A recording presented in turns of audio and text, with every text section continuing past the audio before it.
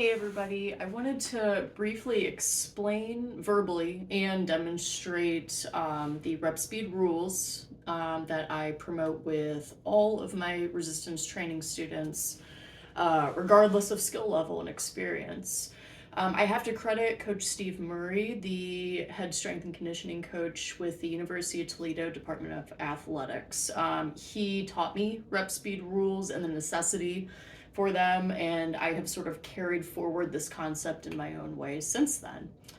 I like to use the biceps curl as an example exercise because it's very easy to visualize the different phases of the movement and then apply the rep speed rules to. So, as I explained in the content earlier, the traditional strength training or traditional resistance training movement is comprised of two phases: the concentric phase, Concentric,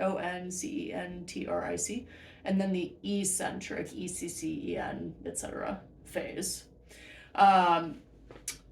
Remember, this is applied to traditional resistance training. This is not necessarily applicable to plyometrics or Olympic lifts, for example. Those are more explosive in nature, so the timing and phases of those movements are very different and much more complex than what we're going to talk about and practice in this course.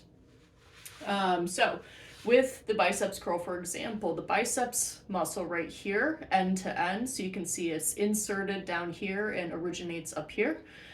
Well, I guess you can't really see under my skin, but just visualize. But the ends of the muscle come together when the muscle contracts during the concentric phase. So the muscle belly literally shortens in length while contracting, and that raises my palm toward my shoulder. That is known as the concentric phase. The eccentric phase is when my biceps muscle is still contracting and thus controlling the lowering of my forearm, right?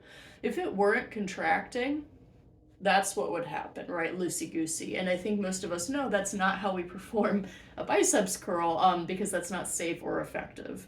That's what everything boils down to in this lesson here: safety, efficacy. Rather, the muscle contracts and controls the lowering, controls the lengthening of the biceps muscle, right? So returning to the starting position. So just as a recap: concentric, eccentric, okay? I cited some research, if you followed the link in the content I posted, on a research study that demonstrated that the eccentric phase or eccentric training elicited greater muscular strength and muscular mass increases.